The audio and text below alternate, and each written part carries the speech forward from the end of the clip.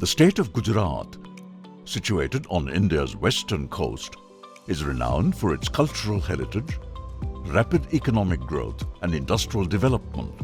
Despite these achievements, the state grapples with significant water scarcity issues in the Saurashtra region due to inadequate rainfall and climate change. To address this pressing issue and to effectively utilize the substantial freshwater resources flowing into the Gulf of Khambat from rivers Sabarmati, Mahi, Dadar and diversion canal from the Narmada and 7 rivers of Saurashtra, the Gulf of Khambat Development Project, also known as the Kalpasar project, has been proposed by the Gujarat government. The word Kalpasar is derived from the mythological Kalpavriksha, meaning wishing tree. The project is envisaged to create the world's largest freshwater reservoir with a spread area of about 1,800 square kilometers by storing 7,800 million cubic meters of runoff from the major rivers. This monumental initiative aims to construct the world's largest multi-purpose infrastructure project across the Gulf of Khambat. It features an innovative design that includes the construction of the longest sea dike ever built.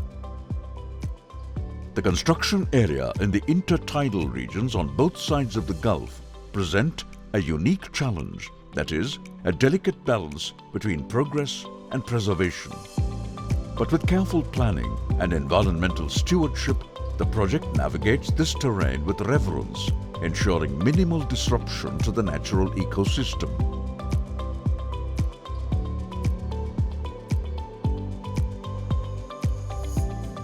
Upon completion, the Kalpasar project will stand out globally, comparable only to a few remarkable projects such as South Korea's Simanjiam Tidal Project, the Netherlands' Omcinema Dyke, and India's Tandir Mukkam Bund, albeit on a smaller scale.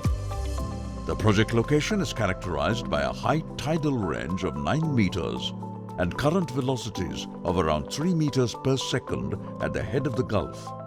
Additionally, the site is situated in Seismic Zone 3. The idea of constructing a dike across the Gulf of Khambat was first conceived several decades ago, with the government of Gujarat developing conceptual designs as early as the 1960s. Over the years, the project has undergone significant development and refinement, incorporating ideas and concepts gleaned from extensive technical studies conducted by prestigious national and international institutes.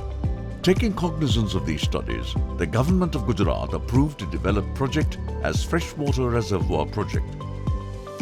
As a culmination of all efforts during the past few decades, the Kalpasar department entrusted the Ministry of Earth Sciences with the task of preparing a detailed project report, DPR, which is executing the work through National Centre for Coastal Research, NCCR, based in Chennai under the ministry. As the initial phase in crafting the detailed project report, NCCR meticulously reviewed and compiled all the 36 past studies and identified the gap areas, and studies were conducted to bridge the gap. Hydrological studies to assess water availability and flood intensity, geophysical, geotechnical and oceanographic investigations to evaluate soil conditions and environmental loads in the design of various components of the project. Design of rock combined earthen bund in sea. Design for flood regulator and hydromechanical gates design. Efficient construction methodology capable of managing challenges posed by high tidal currents and ensuring timely project completion. Environmental and socio-economic impact studies. Renewable energy options to meet power requirements of the project. Based on all the above studies, the DPR proposed a design for the Kalpasar project as a multi-purpose initiative encompassing the following key components. Construction of about 60-kilometer long dike in sea spanning the Gulf of Khambat, linking Bhavnagar and Dahej. Establishment of a 2-kilometer long flood regulator near Dahej to manage water flow. Development of a transportation corridor across the dike featuring a 16-lane roadway and a 4-lane railway, which will significantly reduce the travel distance from 240 kilometers when around the Gulf to 60 kilometers when cutting across the Gulf, with a time saving by 6 hours to 1.5 hours, thereby reducing the direct and indirect costs of transportation. Implementation of power generation infrastructure, including hybrid wind-solar power plants, capable of generating 2,500 megawatts of electricity.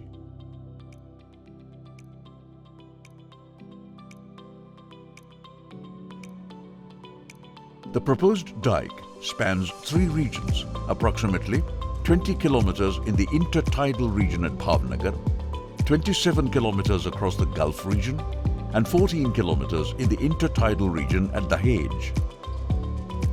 The maximum depth in the Gulf region is around -27 meters below mean sea level, with a minimum drawdown level set at -4 meters MSL and a maximum water level capped at 5 meters mean sea level.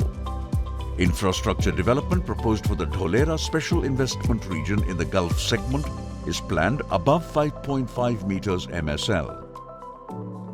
The dike's breakwater design incorporates layers including an armor layer, secondary layer, core and toe berm. The crest level adheres to safety and structural integrity standards outlined in the Eurotop manual. The dike is designed to withstand harsh, extreme cyclonic, oceanographic and earthquake conditions with return period of 975 years.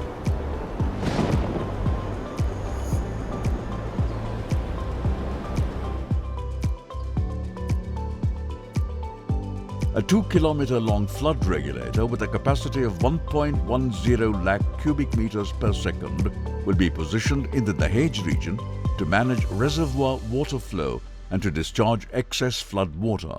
Its location minimizes dredging costs and simplifies construction. Downstream, a 2-kilometer wide spill channel facilitates smooth flow into the sea. The regulator features 36 bays, each 50 meters wide. The upstream apron level is set at -7 meters for 43 meters and the OG weir crest level is -3.5 meters.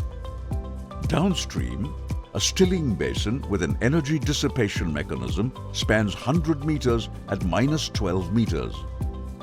The flood regulator is engineered to endure severe weather conditions, modeled on the extreme recorded tide levels till date for smooth discharge of flood water.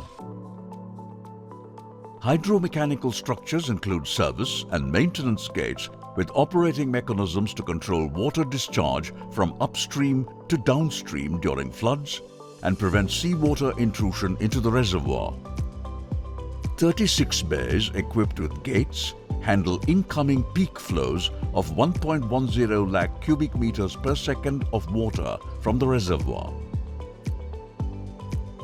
On the reservoir side, the proposed 16-lane roadway will be situated on a sand embankment to facilitate the movement of heavy vehicles. Parallel to these roads, the 4-lane railway track will be constructed connecting Bhavnagar and Dahej railway stations. At the flood regulator location, the 2-kilometer long bridge will allow both road and railway lines to pass over it. The road alignment on the Bhavnagar side will link National Highway NH751 and extend to State Highway SH36 at Ghangali, further connecting to NH8E at Songarh. On the Dahej side, the road alignment will connect Paniyadra and Aladar on SH6 and extend to NH64 at Sadattala, continuing to SH6 at Keshrol. The proposed total length of the road alignment is approximately 100 kilometers and the railway track will cover a total length of 97.43 kilometers.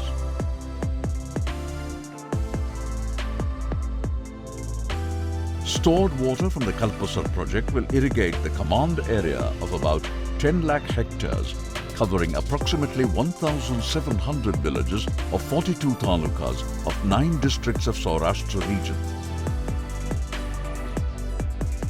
The water will be initially pumped near the reservoir and distributed to a balancing reservoir.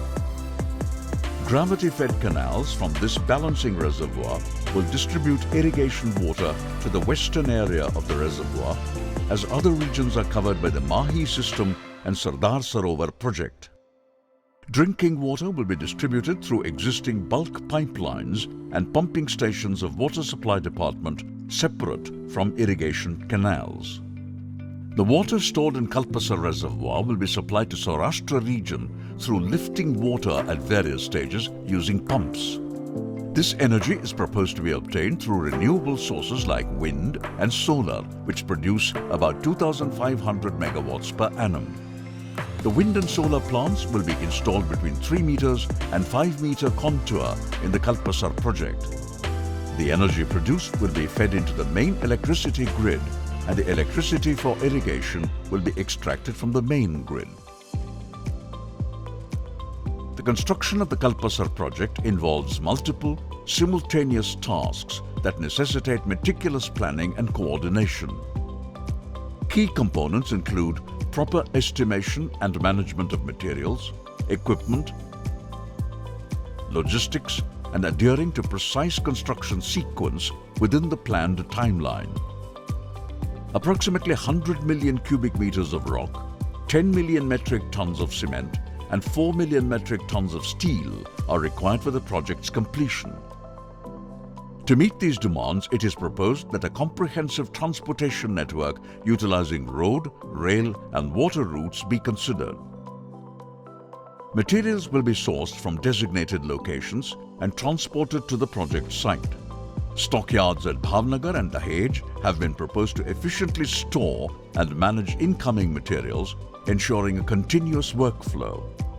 Construction yards on both sides will facilitate the casting and fabrication of various components such as caissons, deck slabs, hydraulic gates, armor units, and ready-mix concrete plants. Construction in the intertidal region begins with site clearance and leveling the ground. Due to poor soil conditions limiting vehicle movement, top layers of soil will be treated with hardening agents. A geotextile layer will be then laid as bedding, followed by the installation of stone columns at regular intervals to reinforce the soil and aid in water expulsion during dike construction through consolidation. Front-end loaders deposit stones, while hydraulic cranes ensure precise placement. Construction in the Gulf region presents significant challenges due to extreme currents and deep water depths. Site-specific closure methods are developed for closure of the entire dike alignment, which includes horizontal closure, vertical closure, and as the gap decreases, a sudden closure would ensure total closure. The dike construction is broadly divided into 2 stages, pre-closure and post-closure. During pre-closure, open caissons will be placed using a special purpose vehicle, followed by placement of deck and gates on the caissons. Parallelly, bed protection will be carried out in the designated areas near the dike using a special purpose vehicle. Once all the caissons are placed, during slack tide, all the gates will be suddenly closed to disconnect the reservoir from the Gulf. The post-closure activities include arriving at required configuration using stones and placing of armor units on the seaside.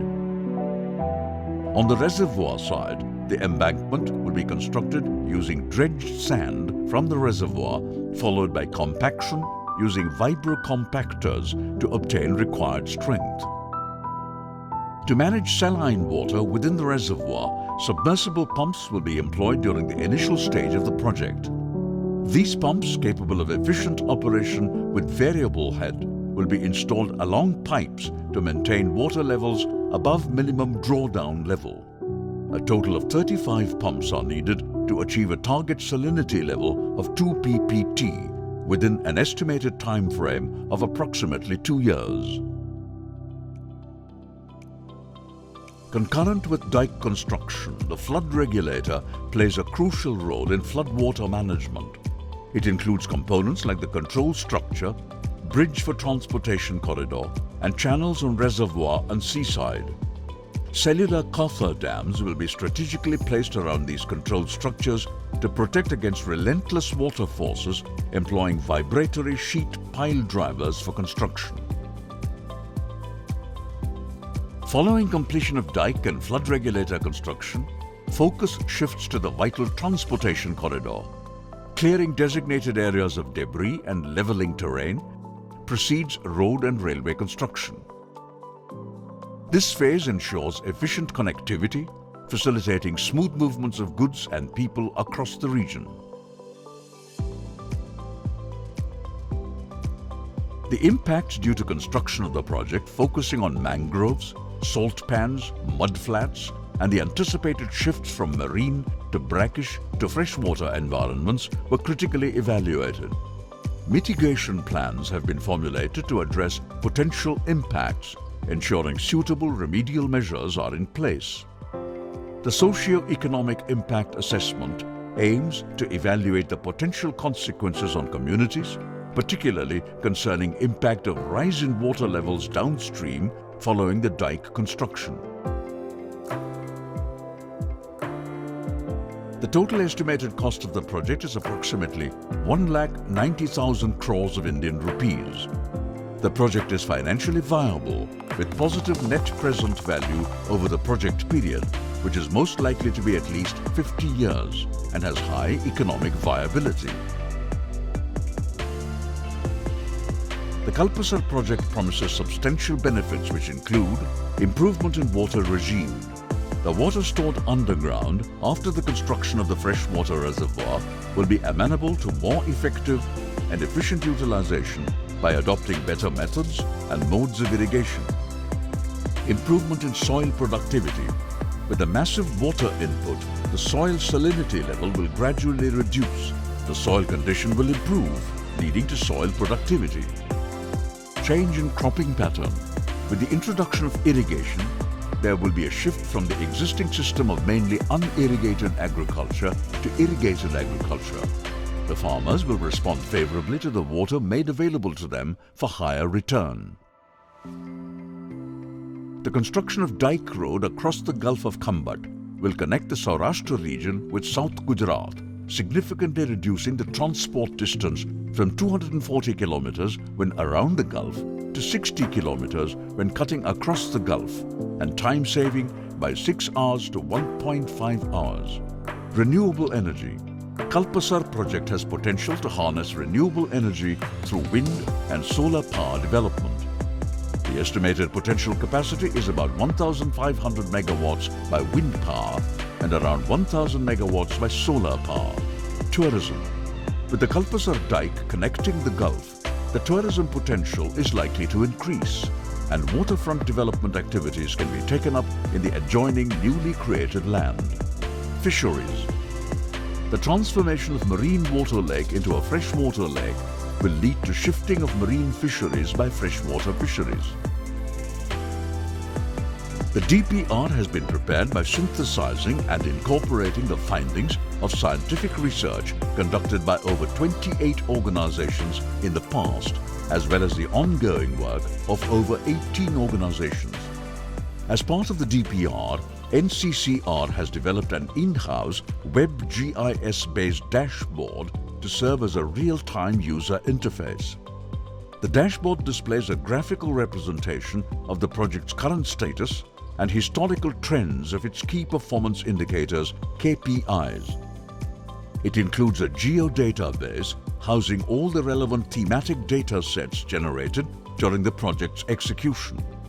This decision support system provides decision makers with the necessary details and information relevant to various aspects of the project. After detailed consideration, extensive deliberation, and scientific studies on the engineering and technical challenges, economic viability, and socio-economic impacts of the project, this DPR concludes that the Kalpasar project is technically feasible and economically viable for the benefit of the state. The Ministry of Earth Sciences, Government of India, recommends that the Government of Gujarat proceed with the Gulf of Khambat development project, initiating detailed design and implementation for the benefit of Gujarat and the nation. Further, The implementation of this project will boost the technical competence of the nation and build confidence in the people of India to undertake such challenging and integrated projects.